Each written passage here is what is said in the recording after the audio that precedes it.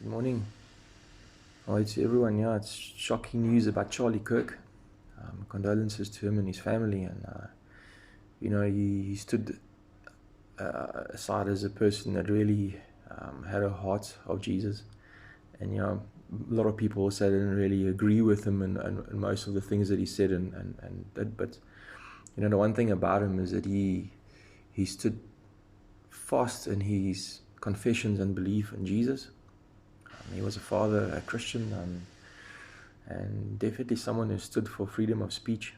He had good intentions and strong intentions, and he led by faith. He stood by faith.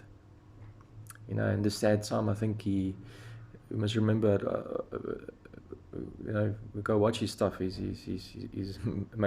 was amazingly intelligent and had a way of talking and to people and really had a deep knowledge of scripture. And one of the things I watched once where he spoke about forgiveness for those who harm you, and in this time I think it's such a hard time to forgive people that harm you and literally kill you. How do you do that? But I think we realize that when we stand for Jesus, it is Paul reminds us of that, and most of his writings in the New Testament, where he says you get prosecuted for following Jesus. It's a hard life.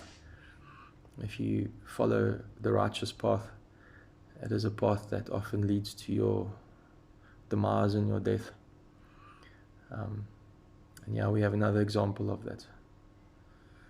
But just stand fast, do what is right, trust in God, and do what He wants you to do. Live your life right.